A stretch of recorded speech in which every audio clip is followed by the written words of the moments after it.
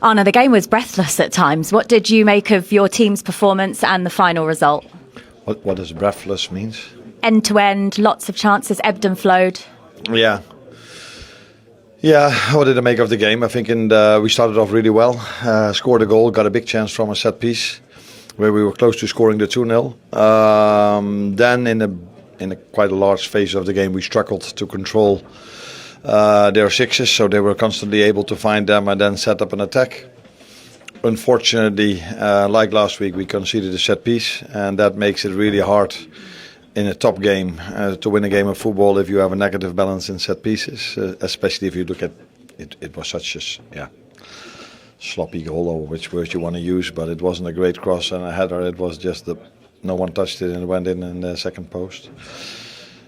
Second half, apart from the third minute where they scored, which was fractionally offside, I saw a team that had a completely different intent and a completely different intensity in terms of pressing. We were a few times close, as so many times this season, hit the post, hit the bar, but not enough to win, and that's why it ended in 1-1. You talk about that part of the first half where Liverpool seemed to lose control. Why did that happen? As I said, we weren't able to control their players. They played with a lot of midfielders today, so brought a lot of players towards the ball. And if you then go man to man, which we didn't do, then you have a chance to control them. But we kept +1 in the back for reasons I think is smart. And that's why they constantly had the +1. And if these players have a +1 like Chelsea, then they're able to play through them. The second half, we changed our setup in terms of pressing a little bit, or not a little bit, a bit.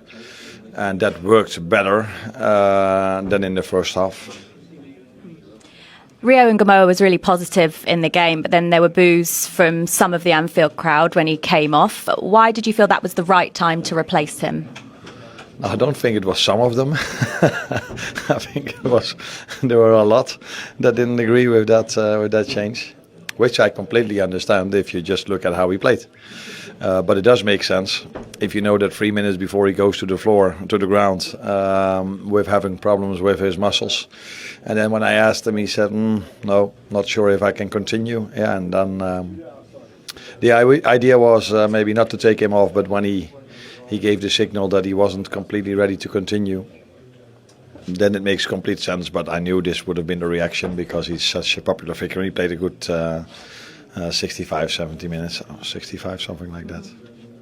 But yeah, it says it's so often in football, people don't know everything, and that's how it works. But it is what it is. I'm the manager, I need to make decisions, and sometimes people are happy with them, sometimes they don't, and today clearly they weren't. Maybe knowing now why makes it more sense for everyone.